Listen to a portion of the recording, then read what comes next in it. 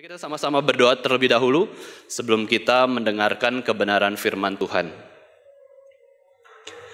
Bapa kami yang ada di surga, kami berterima kasih karena kasih-Mu yang begitu besar.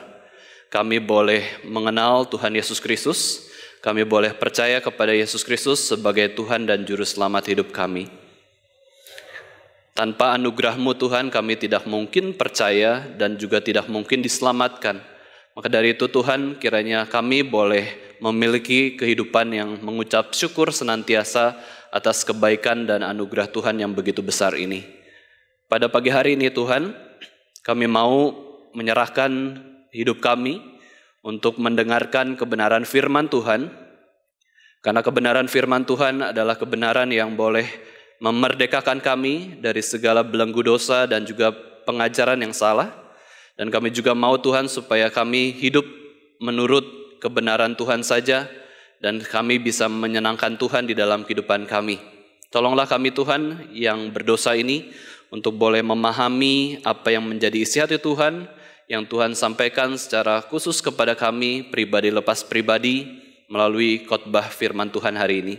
Berkatilah setiap kami Tuhan, tolonglah kami di dalam nama Tuhan Yesus Kristus, Tuhan dan Juru Selamat kami yang hidup, kami sudah berdoa dan mengucap syukur. Amin. Mari kita buka Alkitab kita, Bapak Ibu Saudara sekalian, dari Yesaya 32 ayat yang ke-17. Kita akan membacanya bersama-sama, Yesaya 32 ayat yang ke-17.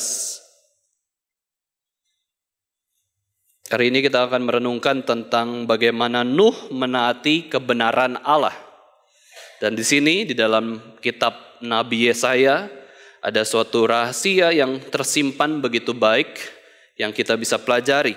Yesaya 32 ayat 17, mari kita buka suara kita bersama-sama membaca ayat ini. 1, 2, 3. Di mana ada kebenaran, di situ akan tumbuh damai sejahtera.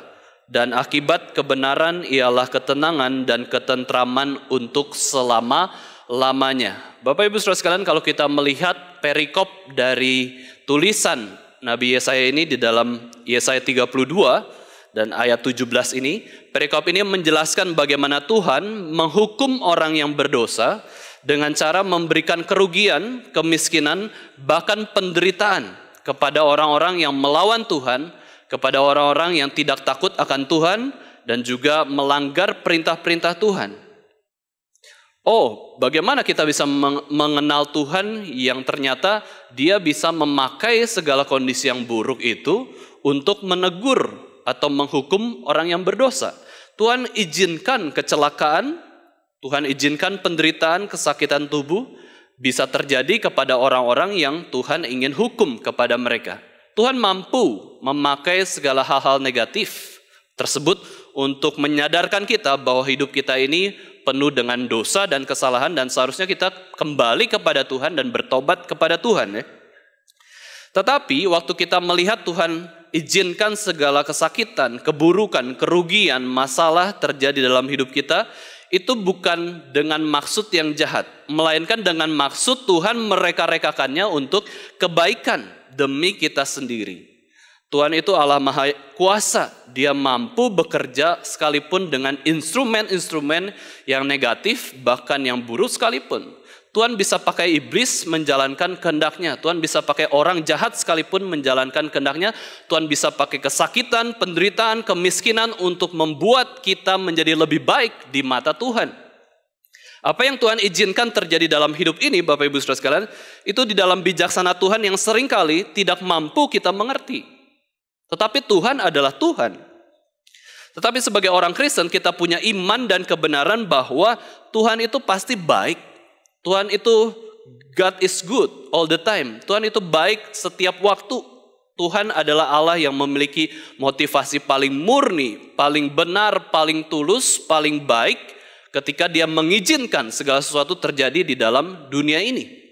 Tidak ada maksud jahat. Tuhan bukanlah pencipta dosa. Tuhan bukanlah pencipta kejahatan, tetapi Tuhan bisa izinkan hal-hal tersebut terjadi dalam dunia ini. Itu yang seringkali kita tidak mengerti. Dan di dalam ayat ini Bapak Ibu Saudara sekalian mengatakan bahwa Tuhan memberikan suatu kejelasan. Tuhan memberikan suatu janji bahwa di mana ada kebenaran, di situ pasti ada tumbuh damai sejahtera Dan akibat kebenaran ialah ketenangan dan ketentraman untuk selama-lamanya. Tuhan kasih rumusan pasti seperti resep dokter kepada kita yang sedang sakit. Kalau ada kebenaran, di situ pasti ada tumbuh damai sejahtera. Bukan saja ada damai sejahtera, tetapi akibat kebenaran adalah suatu ketenangan hati, ketentraman, dan juga kebaikan bagi kita selama-lamanya. Di dalam terjemahan English Standard Version itu lebih jelas keindahan sastra yang ditulis oleh Nabi Yesaya. Itu dia dikatakan bahwa and the effect of righteousness will be peace, and the result of righteousness quietness and trust forever. Efek kebenaran adalah kedamaian. Hasil dari kebenaran adalah ketenangan dan ketentraman. Inilah ya kunci yang Tuhan berikan kepada setiap orang, setiap manusia. Mau hidup damai sejahtera, cari kebenaran yang sejati, bukan kebenaran yang palsu. Mau hidup tentram, mau hidup tenang di dalam Tuhan, carilah kebenaran, lakukan kebenaran, kenalilah apa itu kebenaran yang sejati dalam Tuhan. Kamu akan mendapatkan suatu ketenangan, suatu kedamaian, suatu kesejahteraan di dalam Tuhan. Nah, Bapak Ibu Saudara sekalian, bagaimana agar seseorang itu bisa memperoleh kebenaran Tuhan? Yesus berkata dalam Yohanes 8 ayat 31 sampai 32, di situ dikatakan bahwa jikalau kamu tetap dalam firman-Ku, kamu benar-benar adalah murid-Ku. Dilanjutkan, dan kamu akan mengetahui kebenaran, dan kebenaran itu akan memerdekakan kamu. Yesus katakan bahwa kamu tetap dalam firman, bergumul dalam firman, berarti kamu adalah murid Yesus Kristus. Tetapi Yesus juga tambahkan suatu akibat ketika kita merenungkan firman sungguh-sungguh, mempelajari firman Tuhan sungguh-sungguh, kita akan mengetahui kebenaran, kita akan mengenal kebenaran, dan kebenaran itu yang kita ketahui dan kita kenal itu akan berdampak di dalam kehidupan kita, dan itu akan memerdekakan kita. Memerdekakan dari segala belenggu dosa dan ajaran yang salah. Itu kebenaran, berarti kebenaran itu yang diberikan oleh Yesus Kristus memberikan damai sejahtera kepada kita semua. Kebenaran Tuhan inilah yang diperjuangkan oleh para reformator Kristen. Martin Luther sangat cinta kebenaran sampai dia menjadi profesor Alkitab. John Calvin suka kebenaran sampai dia mengumpulkan kebenaran-kebenaran, mengkristalkan kebenaran-kebenaran Alkitab, supaya kita bisa pelajari kebenaran dengan mudah, dengan sederhana, dengan tepat, dengan komprehensif. Itu John Calvin. Ulrich Zwingli juga memperjuangkan kebenaran. John Knox menghargai kebenaran. Mereka semua sangat cinta kebenaran Tuhan. Dengan demikian, di dalam kehidupan mereka, efek dari kebenaran yang mereka perjuangkan adalah damai sejahtera di dalam kehidupan mereka. Meskipun mereka mengalami segala hal yang buruk, kesakitan tubuh, perlawanan secara mental yang begitu besar sebagai reformator Kristen, reformator gereja, tetapi di dalam hati yang terdalam mereka itu Tuhan kasih janji, Tuhan kasih penghiburan, yaitu kamu akan mendapatkan ketenangan. Kamu akan mendapatkan kedamaian. Kamu akan mendapatkan ketentraman. Bukan saja janji tersebut ada di dalam kitab Nabi Yesaya, tetapi dalam Matius 11 ayat 28 pun, Yesus mengatakan, marilah kepadaku setiap yang letih, lesu, dan beban berat. Kamu akui, kamu sedang letih, lesu, dan berbeban berat, itu adalah kebenaran. Akui. Ya, jangan membohongi dirimu sendiri. Akuilah kamu sedang letih. Akui kamu sedang berbeban berat, kemudian datanglah kepada Yesus Kristus yang adalah kebenaran.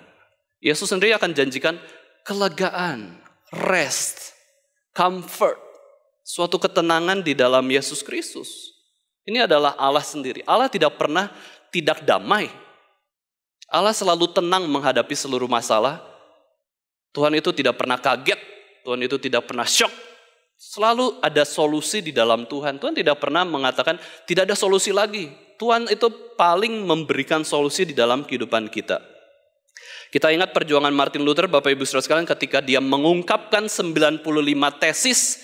Itu adalah kebenaran-kebenaran yang dia pelajari di dalam Alkitab dan dia pertemukan dengan pengajaran gereja Katolik pada saat itu, 500 tahun yang lalu. Dengan kebenaran yang dia pahami, dia tancapkan 95 pernyataannya yang dia tidak setuju dengan praktek gereja pada saat itu. Lalu ketika dia menjalankan kebenaran, dia memperjuangkan kebenaran bagi gereja, bagi umat Tuhan. Apa hasilnya? Dia diadili. Apa hasilnya ketika memperjuangkan kebenaran? Dia disidang oleh pemimpin-pemimpin gereja. Dia dikejar, dimusuhi, disalah mengerti, bahkan diekskomunikasi oleh gereja saat itu. Memperjuangkan kebenaran Tuhan bukan berarti mudah ya, tetapi justru banyak sekali penderitaannya. Tapi toh tetap dilakukan oleh Martin Luther. Kenapa?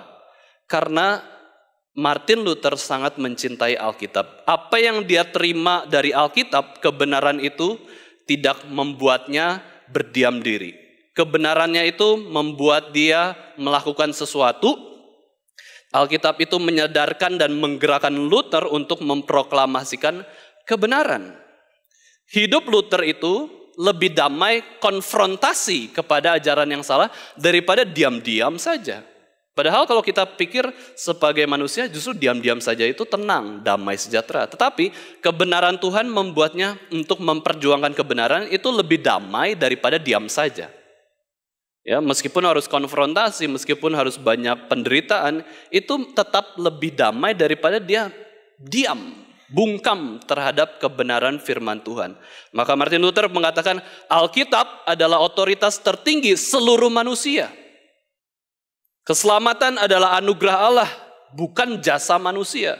Gereja harus memberitakan firman, bukan tradisi dan aturan yang dibuat oleh manusia. Inilah yang diperjuangkan para reformator gereja, ya kurang lebih 500 tahun yang lalu. Bapak Ibu Saudara sekalian, firman Tuhan yang kita taati, yang kita lakukan itu adalah kebenaran.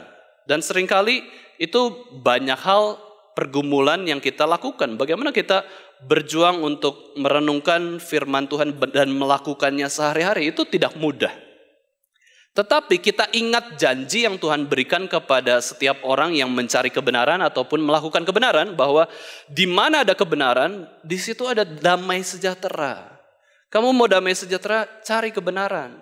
Justru kalau kamu menolak kebenaran, berbohong, memalsukan kebenaran, kamu sendiri yang takut kok. Kamu sendiri yang takut ketahuan orang. Lihat Adam dan Hawa ketika jatuh ke dalam dosa, tidak percaya kebenaran firman Tuhan, dia bersembunyi kok dari Tuhan. Dia malu. Akibat dosa itu adalah ketakutan. Berkebalikan dengan akibat kebenaran. Orang yang melakukan dosa itu ada ketakutan kok. Ada penyesalan, ada kesalahan, ada ingin menyembunyikan dosa tersebut. Dan seringkali Bapak Ibu Saudara sekalian kita lebih bodoh lagi ya. Ketika kita melakukan dosa itu kita lebih takut sanksi sosial daripada sanksi Tuhan sendiri. Kita lebih takut ketahuan orang daripada ketahuan Tuhan. Maka untuk menakut-nakuti orang supaya tidak berdosa, Bapak Ibu Saudara sekalian, ya ditakut-takuti saja. Nanti ketahuan orang, nanti dihakimi orang, nanti dipermalukan orang. Itu lebih takut ya daripada ketahuan Tuhan yang maha tahu itu. Nah, Bapak Ibu Saudara sekalian, menaati kebenaran itu sulit, tetapi ada upah yang Tuhan janjikan dan Tuhan berikan. Itu sama seperti peribahasa di dalam bahasa Indonesia ya, di dalam Indonesia ini, berakit-rakit ke hulu, berenang-renang ke tepian. Kita memang bersakit-sakit dulu ya. Kita berjuang untuk taat kepada kebenaran, tetapi ada suatu damai sejahtera Tuhan berikan kepada kita semua. Perjuangan dulu baru dapatkan mahkota. Mahkota itu melambangkan apa sih? Suatu ketenangan, kedamaian, punya kuasa seperti itu ya. Dan kita kalau mau mendapatkan mahkota, selalu jalannya adalah jalan salib. Itu yang Yesus jelaskan. Sebagai orang Kristen kita tahu bahwa oh ya kita harus taat, kita harus melakukan kebenaran, kita harus menghormati Tuhan. Tetapi itu bukanlah suatu kegiatan yang populer di dalam dunia ini, suatu kegiatan yang diinginkan oleh banyak orang. Ini adalah suatu kegiatan yang sulit sekali dilakukan oleh banyak orang. Apalagi dunia ini Bapak Ibu Saudara sekalian digambarkan seperti limbah yang begitu bau dan kotor karena dosa. Ya, kalau kita memasuki limbah atau suatu tempat yang kotor dan bau, kita pasti tidak senang ya, tidak enak. Dan itu menimbulkan suatu hal yang bahaya dalam tubuh kita. Demikian setiap hari kita memasuki dunia. Kita hidup dalam dunia ini, ada suatu bau dosa, kekotoran dosa, lingkungan yang menggoda kita untuk terus melakukan dosa. Dan itu tidak mudah ketika kita mau melawan atau melawan arus dosa tersebut ya. Kita bisa menjadi seorang yang sangat tersendiri. Nah, Bapak Ibu Saudara sekalian, seorang tokoh Alkitab pertama, ya, seorang tokoh Alkitab pertama yang memperjuangkan kebenaran Tuhan di tengah lingkungan yang begitu bau dan kotor karena dosa ini adalah Nuh. Ini adalah tokoh pertama yang berjuang. Ketika kondisi masyarakat dunia atau kotanya itu sudah jelas berdosa, dia dan keluarganya sendiri berusaha untuk melakukan kebenaran. Nah, Bapak Ibu Saudara sekalian, kita ingat ya, Kejadian pasal yang pertama itu bicara soal apa? Bicara soal penciptaan. Kejadian pasal yang kedua bicara soal apa? Bicara soal penciptaan, tetapi lebih khusus ke manusia. Laki-laki dan perempuan yang diciptakan serupa dan segambar dengan Tuhan. Kejadian pasal 3 bercerita tentang apa? Kejadian ketiga bicara tentang bagaimana manusia jatuh ke dalam dosa, mengalami ketakutan, ketidakdamaian, kemaluan ya, dan juga digoda oleh iblis, karena jatuh digoda oleh iblis. Itu kejatuhan manusia ke dalam dosa. Itu kejadian 3. Kejadian 4 cerita tentang apa? Yaitu cerita tentang perang saudara. Yang pertama kali antara Kain dan Habel, dan Kain membunuh Habel. Kejadian 5 bicara soal menjelaskan bagaimana keturunan Adam Tuhan pelihara begitu banyak, dan begitu banyak sekali anak-anak dan cucu Adam sendiri. Nah, kemudian ketika memasuki kejadian 6, ini adalah soal kondisi manusia yang di dalam dunia ini yang sangat berbeda dengan kejadian pasal-pasal sebelumnya. Yaitu apa? Kejahatan itu semakin merebak. Kualitasnya semakin besar, kuantitasnya semakin banyak, sampai seolah-olah hanya ada Nuh dan keluarganya saja yang melakukan kebenaran. Semuanya melakukan kesalahan. Tapi mereka rasa mereka damai sejahtera. Mereka berbuat jahat, mereka melakukan kekerasan, kekerasan fisik, pikiran yang jahat, kekerasan seksual. Semua melakukannya, dan tidak ada yang tidak melakukannya, dan mereka merasa damai. Oleh karena itu mereka lakukan terus. Sebenarnya yang kita tahu bahwa mereka sedang mengalami kedamaian yang palsu. Karena mereka bukan melakukan kebenaran. Sedangkan Nuh justru beroleh kasih karunia dari Tuhan, dan dia mau untuk melakukan kebenaran. Di situ dia dapat damai sejahtera. Nuh itu mau mereformasi satu dunia. Ya, Nuh itu mau mereformasi satu masyarakat yang besar. Dia taat, pergi ke atas gunung, dia membangun bahtera, dan juga mengabarkan Injil kepada orang-orang di sana. Ya, Tuhan mengatakan akan menghukum dunia ini. Mari percaya kepada Tuhan. Di dalam kisah Nuh membangun bahtera, 4 kali dikatakan bahwa kehidupan Nuh itu memiliki kehidupan yang benar dan taat. Mari kita baca satu persatu bagian Alkitabnya. Kejadian 6 ayat 22. Saya akan bacakan ya bagi kita semua. Kejadian 6 ayat yang ke-22. Di situ dikatakan bahwa lalu Nuh melakukan semuanya itu tepat seperti yang diperintahkan Allah kepadanya. Ya, sesuai dengan apa yang diperintahkan Tuhan. Ini kalimat pertama ya. Kalimat kedua di dalam Kejadian 7 ayat 5, di situ dikatakan Nuh melakukan hal yang benar. Lalu Nuh melakukan segala yang diperintahkan Tuhan kepadanya. Lalu Kejadian 7 ayat 9, datanglah sepasang mendapatkan Nuh ke dalam bahtera itu, jantan dan betina, seperti yang diperintahkan Allah kepada Nuh. Kejadian 7 ayat 16, di situ dikatakan, dan yang masuk itu adalah jantan dan betina dari segala yang hidup, seperti yang diperintahkan Allah kepada Nuh. Lalu Tuhan menutup pintu bahtera itu di belakang Nuh. Jadi kehidupan Nuh adalah kehidupan yang beroleh kasih karunia dari Tuhan. Tetapi orang yang beroleh kasih karunia itu ternyata mendapatkan banyak perintah dari Tuhan. Perintah-perintah dari Tuhan, dan kemudian Nuh mencoba untuk melakukannya, itulah kebenaran. Kebenaran bicara soal bagaimana kita mengenal Tuhan dan juga taat kepada perintah-perintah Tuhan. Itu yang benar. Di luar itu semua salah, semua berdosa, semua tidak baik. Dan di sini Nuh taat sepenuhnya. Diperintahkan bangun bahtera, diperintahkan untuk mengabarkan Injil, diperintahkan untuk mengatur seluruh bahtera agar binatang-binatang bisa masuk ke dalamnya. Dia juga mengatur binatang untuk bisa masuk ke dalamnya. Itu adalah hal-hal yang ditaati oleh Nuh. Jadi perbuatan yang benar adalah perbuatan yang sesuai dengan perintah Tuhan sendiri. Baik di dalam perkataan maupun perbuatan kita, sebenarnya itu adalah suatu pemberitaan juga. Apakah tentang kebenaran atau kepalsuan. Maka sesuai dengan firman Tuhan yang disampaikan di dalam Yesaya, Nuh itu sedang mendapatkan damai sejahtera. Justru ketika melakukan perintah Tuhan. Nuh sedang mengalami suatu ketentraman dalam hatinya. Suatu ketenangan, saya melakukan hal yang benar. Bapak Ibu Saudara sekalian, kalau kita saat ini sedang bergumul ya, saya tuh melakukan hal yang apa sih, hal yang benar atau tidak? Kalau kita akhirnya melihat Alkitab dan Alkitab itu menjelaskan kepada kita, kita sedang melakukan hal yang benar kok. Tuhan pasti janjikan damai sejahtera. Maka terimalah damai sejahtera itu. Jangan kita menolak ya. Tuhan saya nggak damai sejahtera, padahal saya lakukan yang benar ya. Justru tidak, kita harus beriman dan menerima bahwa Tuhan pasti kasih damai sejahtera. Apa yang kita lakukan benar kok. Sesuai Alkitab kok.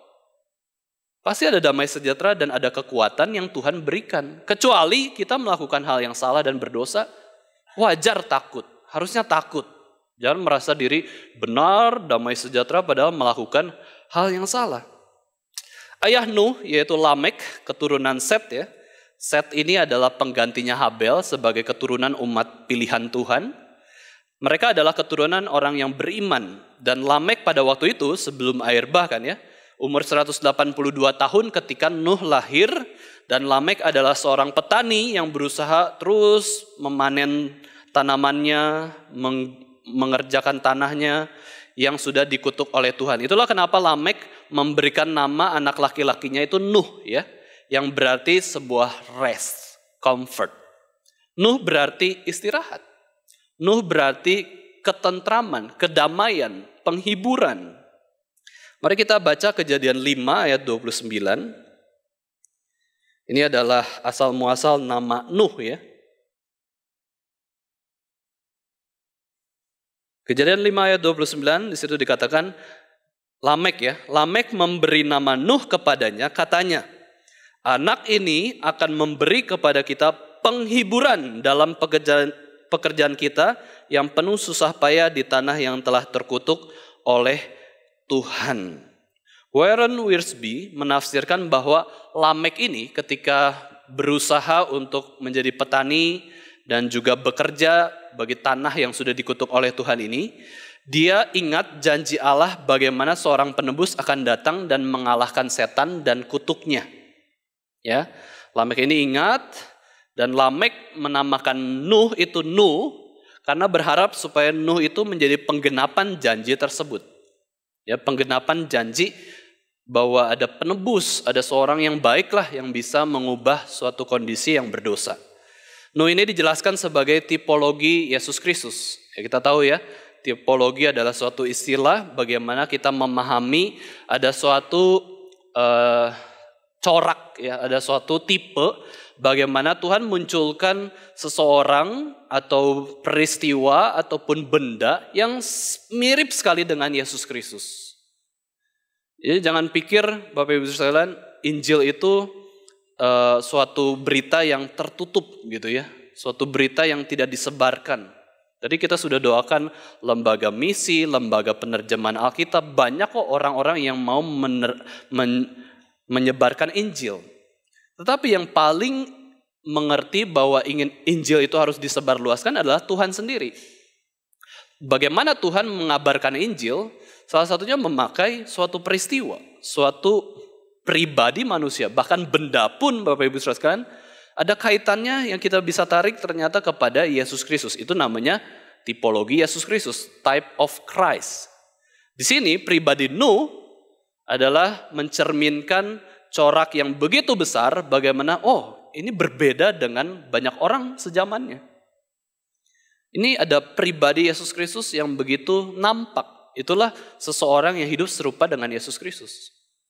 Nuh itu menjadi tukang kayu yang bangun bahtera seumur hidupnya ya, bahtera kayu yang begitu besar. Tetapi dikatakan juga Nuh sebagai pengkhotbah kebenaran. Nah, di mana miripnya dengan Yesus Kristus? Yesus Kristus juga adalah tukang kayu ya seumur hidupnya. Tetapi setelah dia menerima panggilan Tuhan, dia menjadi pengkhotbah seumur hidupnya. Kalau Nuh kan paralel ya, simultan bersama-sama. Dia tukang kayu yang membuat bahtera, yang membangun bahtera, dan juga pengkhotbah kebenaran lewat cara hidupnya dan perkataannya kepada orang sezamannya. Tetapi Yesus jadi tukang kayu dari kecil, di umur ke-30 tahun dia lepaskan tukang kayunya, dia menjadi pengkhotbah kebenaran. Nah itu ya, dalam sejarah itu banyak sekali kok. Bahkan di dalam agama-agama, Bapak Ibu Saudara sekalian, ada corak-corak Tuhan nyatakan juga tentang Tritunggal, tentang Yesus Kristus, Mesias yang akan datang, Juru Selamat yang akan menghakimi dunia. Itu ada kok secara indirect, dan kalau kita lihat di dalam perspektif kita sebagai orang Kristen, itu sangat jelas, itu mengacu kepada Kristus. Namanya agama, Bapak Ibu Saudara sekalian, itu berasal dari satu manusia kok, Adam dan Hawa. Adam dan Hawa menerima wahyu Tuhan, keturunannya, ya kurang lebih kan iman dan kepercayaan mirip-mirip. Namanya manusia, dari satu keluarga, satu keturunan, ada jejak wahyu Tuhan yang Tuhan berikan. Baik wahyu umum maupun wahyu khusus. Meskipun memang wahyu khusus itu tidak diberikan kepada setiap orang, tapi Injil itu ya disebarkan kepada banyak orang. Cuman sebagian orang saja yang bisa menerima wahyu khusus karena anugerah Tuhan ini ya. Nah, Bapak Ibu Saudara sekalian, itu ayah dari Nuh, yaitu Lamek ya. Nuh juga memiliki nenek moyang yang begitu terkenal, yaitu Henok, yang hidup bergaul dengan Allah. Dan Nuh belajar hidup seperti Henok, yaitu bergaul dengan Allah. Mari kita baca Kejadian 5 ayat yang ke-22. Kejadian 5 ayat 22, di situ dikatakan bahwa, dan Henok hidup bergaul dengan Allah selama 300 tahun lagi, setelah ia memperanakan Metusalah, dan ia memperanakan anak-anak lelaki dan perempuan. Lalu Kejadian 6 ayat 9. Nah, ini kita belajar melihat Nuhnya. Inilah riwayat Nuh. Nuh adalah seorang yang benar dan tidak bercela di antara orang-orang sezamannya. Dan Nuh itu hidup bergaul dengan Allah. Nah inilah ya Bapak Ibu Saudara sekalian, hidup yang benar berarti hidup yang berjalan bersama dengan Allah. Bergaul dengan Allah dan juga baik dalam perkataan maupun perbuatan selalu terfokus di dalam prinsip yang Allah berikan. Hidup benar yang dijalani oleh Nuh, Bapak Ibu Saudara sekalian, berasal dari Allah. Karena Allah itu berkasih karunia kepada Nuh. Dan juga janji Allah itu dinyatakan kepada Nuh sehingga Nuh itu memiliki iman. Jadi bukan sekedar dari usahanya Nuh ya di dalam melakukan kebenaran, tetapi di belakang usahanya Nuh itu ada Allah yang berkasih karunia kepadanya. Nuh dan keluarganya adalah orang berdosa, tetapi boleh diselamatkan dari air bah tersebut itu berdasarkan anugerah Tuhan melalui imannya kepada Allah. Dan Nuh itu menyatakan imannya lewat perbuatan maupun perkataannya. Ingat bahwa masyarakat pada zaman Nuh, Bapak Ibu Saudara sekalian, adalah masyarakat yang melakukan perbuatan dan perkataan yang berdosa, dan ini sangat kontras ya. Dengan melihat latar belakang ini Bapak Ibu Saudara sekalian, Nuh dan keluarganya yang taat pada Tuhan, itu bukanlah hal yang biasa. Itu adalah hal yang berbeda sekali, melawan arus di zaman tersebut. Seluruh orang sezamannya itu tidak hidup bergaul dengan Tuhan, tetapi Nuh dan juga keluarganya berusaha terus untuk hidup bergaul dengan Tuhan. Ya, dia mau terus menyatakan kebenaran Tuhan kepada masyarakat sekitarnya. Ini adalah tugas orang Kristen, bagaimana kita terus memproklamasikan kebenaran, menyatakan kebenaran sekalipun itu sulit, ya. Sekalipun itu sulit. Sekali lagi Nuh itu dikenal sebagai pembuat bahtera kayu yang begitu besar, sebagai seorang tukang bangunan, dan ingat bahwa bahtera Nuh itu seluas kurang lebih lapangan bola ya, sebesar gedung bertingkat-tingkat, dan panjangnya Kalau di dalam Alkitab itu disebutkan 300 hasta, ya diubah kalau dalam standar hasta yang pada umumnya itu berarti panjangnya 135 meter, lebarnya 50 hasta atau lebarnya berarti 22,5 meter dan tingginya itu 30 hasta, yaitu berarti 13,5 meter. Ya, dia berjuang terus membuat, ya, melakukan tugas dari Tuhan dan juga dia memberitakan kebenaran. Nah, mari kita baca 2 Petrus 2 ayat 5. 2 Petrus 2 ayat 5 di situ dikatakan tentang jati diri atau identitas Nuh, ya. Mari kita baca buka suara bersama-sama. 1, 2, 3. 2 Petrus 2 ayat 5. Dan jikalau Allah tidak menyayangkan dunia purba, tetapi hanya menyelamatkan Nuh, pemberita kebenaran itu, dengan 7 orang lain ketika ia mendatangkan air bah atas dunia orang-orang yang fasik. Bapak Ibu saudara sekalian, zaman dulu itu dikatakan oleh Petrus, itu zaman dunia orang-orang fasik, ya, terlalu banyak. Tetapi Tuhan mau menyelamatkan Nuh. Ya, menyelamatkan Nuh itu berdasarkan kasih karunia-Nya. Dan Nuh pun menjadi seorang pengkhotbah kebenaran. Ya, dia mau menyatakan kebenaran Tuhan, mendeklarasikan kebenaran bukan sebatas lewat kata-kata saja, melainkan melalui perbuatannya juga. Sayangnya orang-orang sezamannya itu karena memang fasik, karena memang mengeraskan hati dan tidak beroleh kasih karunia dari Allah, orang-orang sezamannya itu tidak memperhatikan pesan dari Nuh sendiri. Ya, orang-orang sezamannya itu cuek terhadap suatu proyek yang dibuat oleh Nuh di atas gunung, yaitu proyek Bahtera. Mereka cuek saja, bahkan mungkin menghina. Dan juga mereka tidak mau mendengarkan perkataan Nuh. Dan waktu yang Tuhan berikan kepada manusia itu kurang lebih adalah 120 tahun. Sampai penghakiman itu tiba. Jangan pikir Tuhan itu adalah Allah yang jahat, ya, ketika Tuhan itu menciptakan neraka. Jangan pikir Tuhan itu kejam ketika Tuhan itu menyatakan penghakimannya kepada manusia. Tuhan sudah kasihi dulu manusia tersebut. Dalam jangka waktu tertentu yang sangat panjang, dalam belas kasihan Tuhan yang begitu limpah, dia yang gak sadar, dia yang cuek terhadap kasih dan teguran Tuhan. Sampai ketika penghakiman tiba, ya sudah, itu namanya adil. Tuhan bukan menjadi Tuhan yang jahat ketika dia menciptakan neraka. Tuhan bukan menjadi Tuhan yang jahat ketika dia menghukum manusia yang berdosa, bahkan tidak menyayangkan dunia kuno atau dunia purba. Karena begitu banyak manusia, ya sudah ditimpakan air bah. Seolah-olah Tuhan ingin menghancurkan bumi ini, ya. Tetapi Tuhan tidak menghancurkan bumi, ya. Tuhan tetap memelihara bumi ini. Tuhan itu terlalu banyak mengasihi kita, sampai ketika ada hukuman, ada teguran yang nyata itu, kita rasa sakit, kita rasa terganggu kenyamanan kita, dan itu membuat kita malah salah paham kepada Tuhan. Tuhan itu kok jahat sih?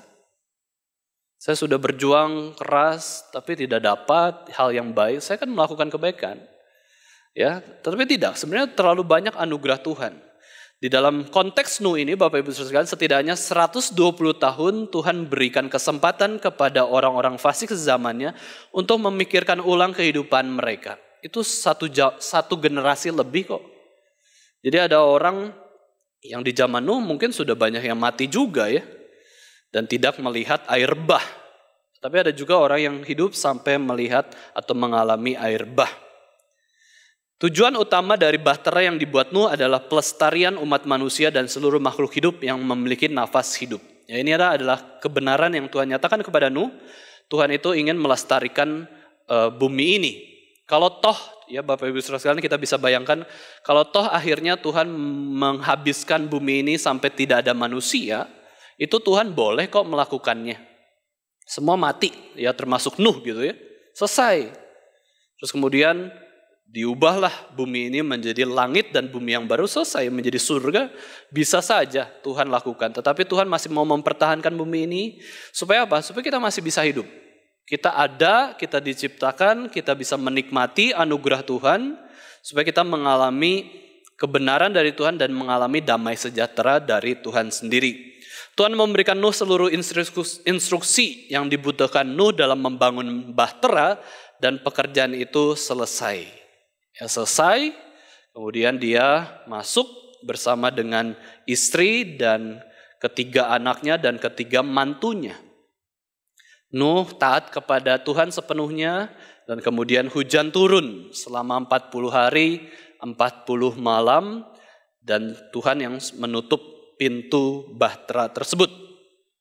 Selama 120 tahun Nuh belajar taat, ya belajar setia kepada perintah Tuhan. Mungkin ada kalanya juga dia lelah ya di dalam berkomunikasi dengan keluarganya untuk membangun bahtera. Ini adalah pekerjaan yang sulit dan Nuh juga memberitakan Injil kepada orang-orang sezamannya dan tidak ada yang mendengarkan.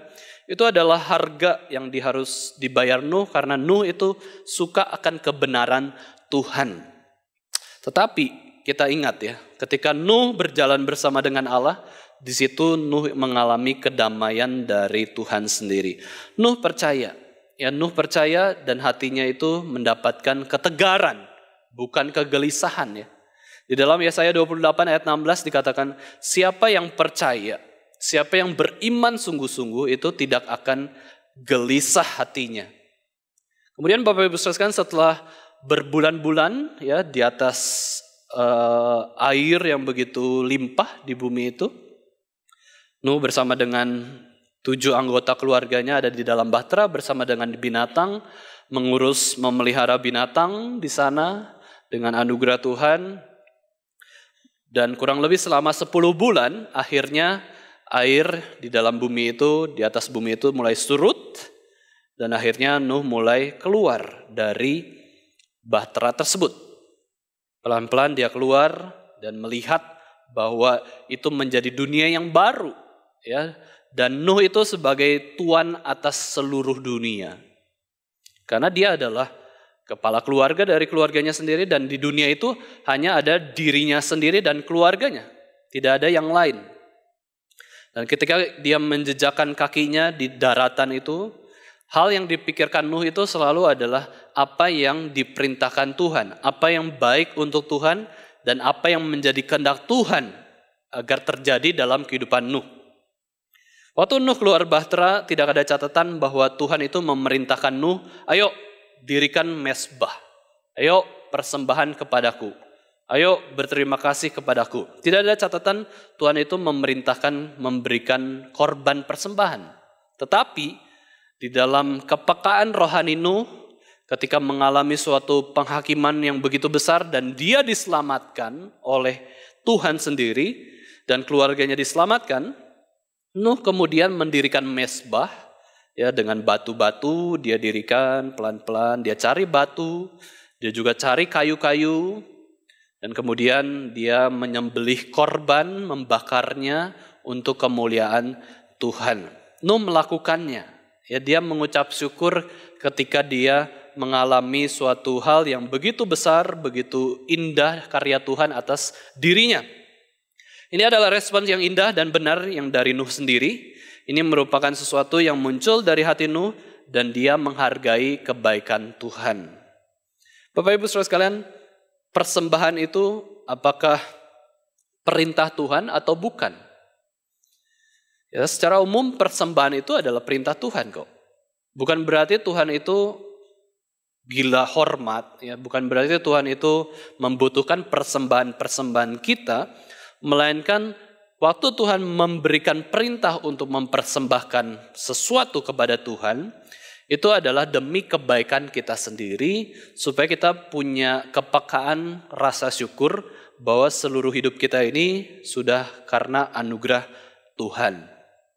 Maka dari itu ketika Nuh memberikan persembahan tanpa diperintah oleh Tuhan, yang sebenarnya adalah perintah Tuhan itu sendiri, maka Nuh melakukan hal yang tepat lagi, hal yang benar lagi sepanjang hidupnya. Ketika ada berkat Tuhan, Nuh mengucap syukur. Itu kehendak Tuhan, itu perintah Tuhan kok. Mempersembahkan hidup bagi Tuhan. Kita ingat Bapak Ibu Saudara sekalian, Roma 12 ayat 1 ya. Di situ Paulus mengatakan bahwa demi kemurahan Allah, aku menasihatkan kamu, aku mendorong kamu supaya kamu mempersembahkan tubuhmu sebagai persembahan yang hidup, yang kudus dan berkenan kepada Tuhan. Itu adalah ibadahmu yang sejati. Ya, para teolog kan membagi kitab Roma ke dalam 2 bagian, pasal 1 sampai 11 bicara soal doktrin, ajaran, karya Kristus, pribadi Kristus, anugerah Tuhan. Dan juga Roma 12 sampai yang ke-16 itu bicara bagaimana mempersembahkan hidup setelah kita menyadari anugerah Tuhan yang begitu limpah dalam kehidupan kita. Ini polanya, ya, ini prinsipnya. Ketika kita memberikan persembahan itu karena apa? Karena kita sadar Tuhan itu berbuat baik atas hidup kita sebagai respons ucapan syukur. Maka kita selalu ya melakukan persembahan khususnya di dalam konteks gereja itu setelah kebenaran firman Tuhan. Karena kebenaran firman Tuhan ini menjadi pusat di dalam ibadah orang Kristen. Alkitab itu otoritas tertinggi dalam kehidupan kita, maka sebenarnya ya, ini juga adalah pandangan Martin Luther, kehidupan orang Kristen itu seharusnya terpusat kepada firman Tuhan senantiasa. Semua itu mau mempersiapkan orang mendapatkan kebenaran firman Tuhan. Ya, baik dalam ibadah khususnya. Kita menghadap Tuhan sendiri di rumah Tuhan sendiri. Fokus utama di dalam gereja itu adalah preaching the word of God. Maka waktu kita membuat semua urutan liturgi ibadah, semuanya itu adalah supaya orang itu bisa mempersiapkan diri, bisa siap hati mempelajari kebenaran firman Tuhan secara limpah. Ini ya, fokus hidup orang Kristen itu firman Tuhan, apa yang dilakukan oleh orang Kristen, apa yang dipikirkan, apa yang diputuskan seharusnya berdasarkan kebenaran firman Tuhan, dan kita mau menunjukkan firman Tuhan kepada setiap orang. Itulah suatu hal yang kita miliki yang tidak dimiliki oleh orang-orang yang belum memiliki firman Tuhan atau Alkitab.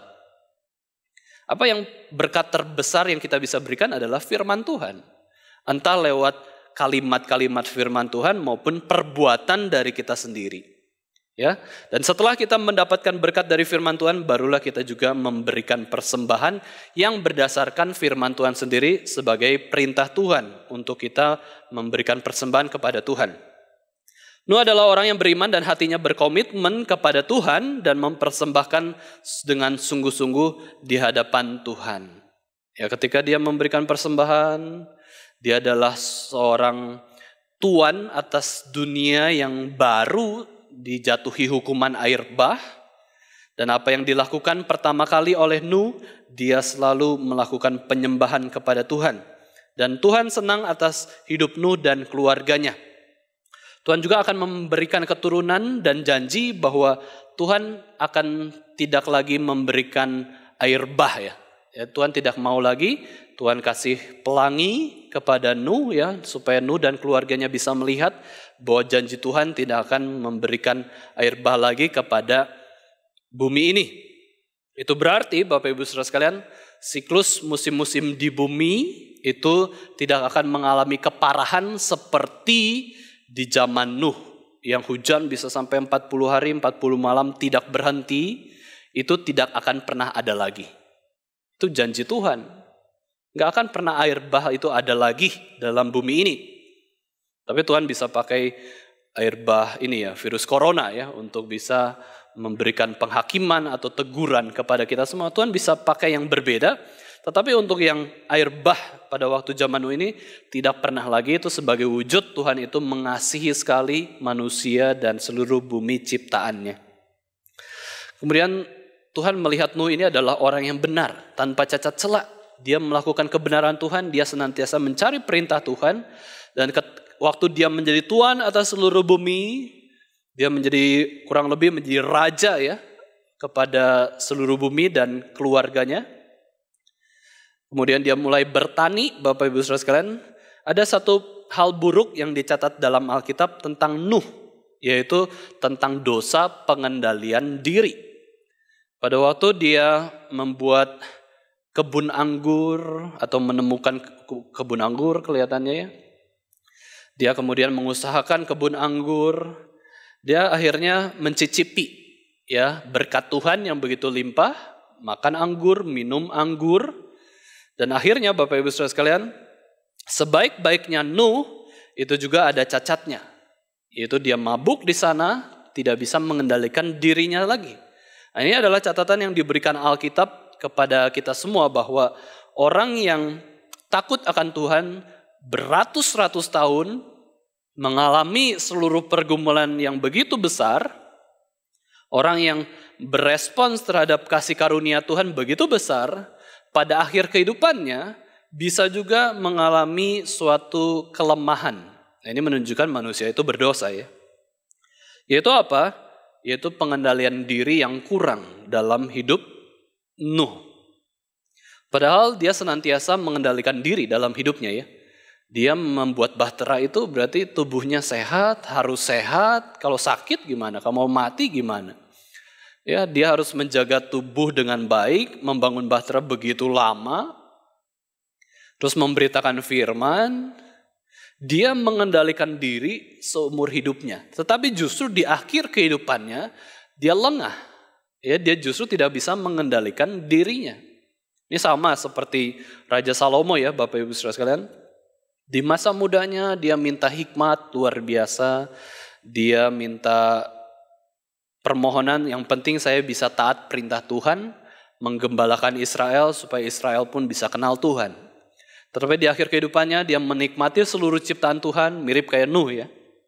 Dia menjadi raja atas seluruh dunia.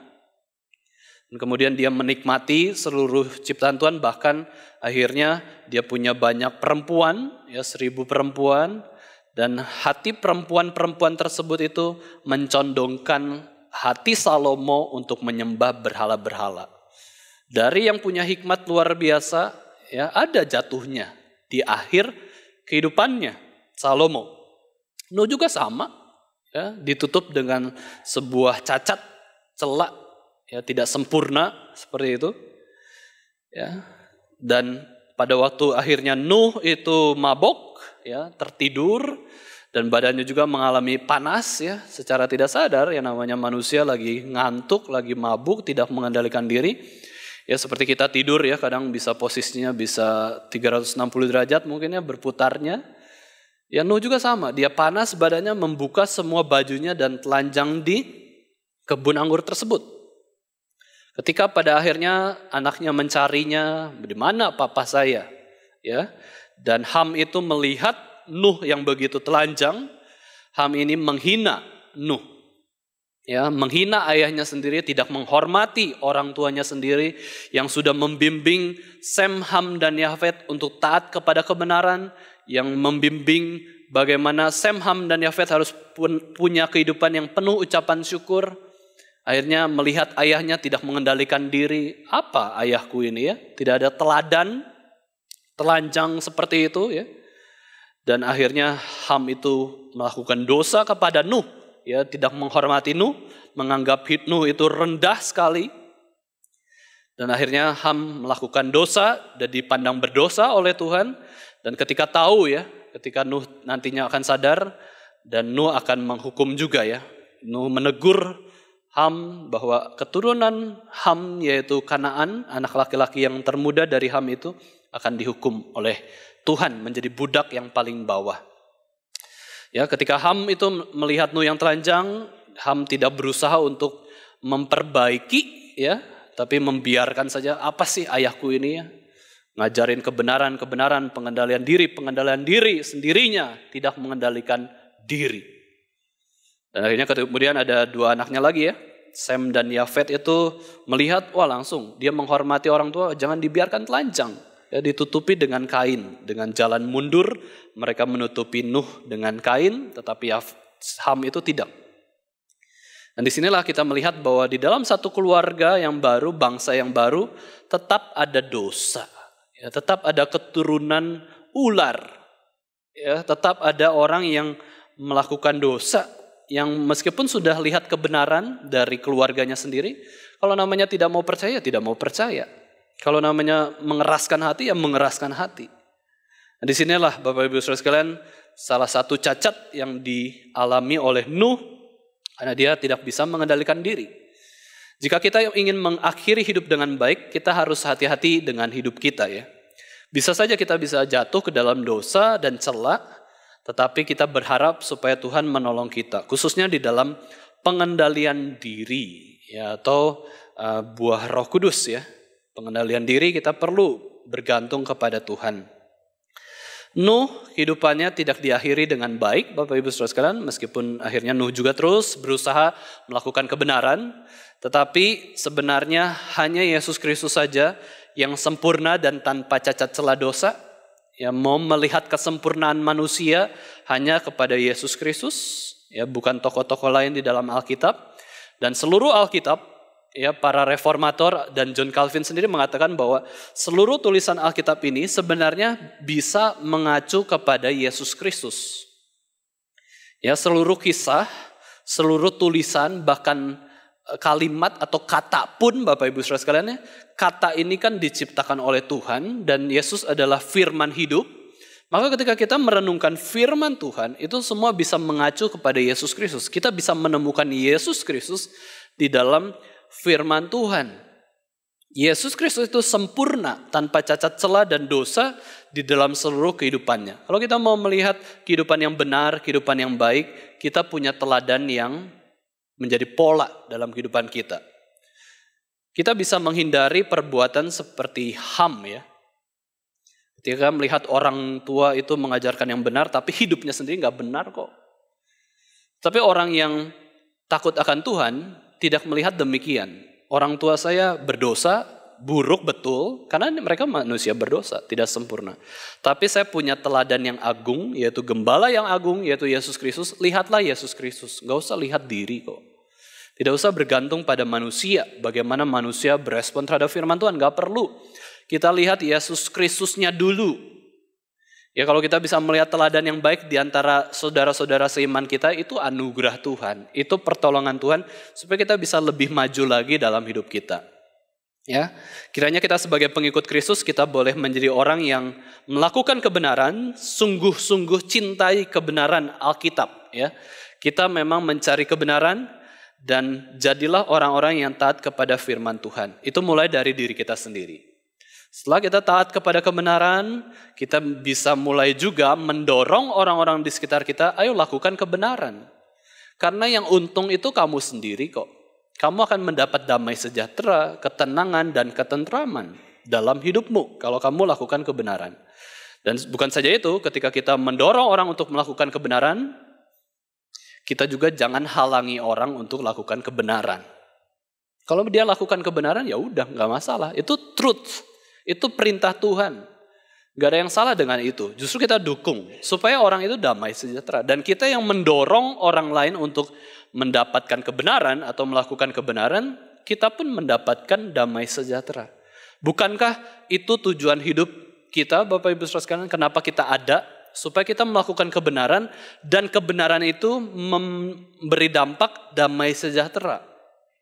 Bukankah ini adalah isi dari doa Bapa kami, datanglah kerajaanmu di bumi ini seperti di surga.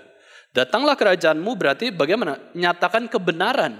Karena waktu menyatakan kebenaran, di situ ada shalom, ada damai sejahtera. Charles Spurgeon mengatakan suatu kalimat, jika Anda ingin kebenaran menyebar ke seluruh dunia, dia gambarkan Anda harus menyewa kereta ekspres untuk menariknya. Yang menarik kebenaran itu, supaya ke seluruh dunia. Tetapi jika Anda ingin kebohongan menyebar ke seluruh dunia, kebohongan itu akan terbang, seringan bulu, dan nafas itu akan membawanya. Maksudnya, Charles Spurgeon menggambarkan ini adalah waktu kita menyatakan kebenaran itu perlu usaha yang keras. Bahkan perlu kereta ekspres yang menarik gitu ya. Kereta ekspres kan tenaganya luar biasa besar dan cepat juga. Kebenaran itu susah kok kita nyatakan kepada orang. Sudah kasih tahu kebenaran nih, ini ya ayat-ayat yang benar. Kita selalu berfokus kepada Alkitab. Orang masih keras hati, gimana caranya? Tapi untuk menyatakan kepalsuan atau kebohongan, Bapak Ibu Saudara sekalian, itu terbang seperti bulu yang begitu ringan, dan nafas kita ini membawa kepalsuan itu lebih mudah. Maka memang tugas kita berat, Bapak Ibu Saudara sekalian, karena kita adalah murid Kristus. Murid Kristus berarti memikul salib, membawa kebenaran itu ya yang begitu berat.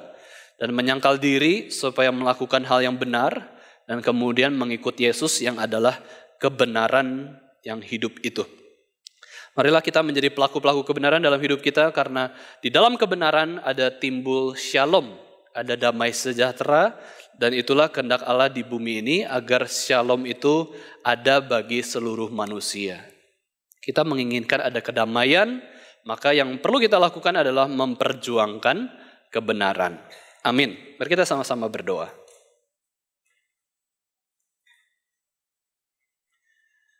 Bapa kami yang di surga, tolonglah kami untuk menjadi pelaku-pelaku kebenaran. Dan bukan saja kami melakukan kebenaran, kami pun mengerti apa itu kebenaran yang sejati yang Tuhan sampaikan di dalam firman Tuhan dan juga di dalam Yesus Kristus. Ampuni di dalam kehidupan kami Tuhan, jikalau kami seringkali berbohong, seringkali melakukan hal-hal yang berdosa, yang bertentangan dengan kebenaran Tuhan. Kiranya Tuhan boleh membentuk kami. Dan kami sadar Tuhan, pembentukan Tuhan itu banyak ketidakenakan yang terjadi, ketidaknyamanan kami alami.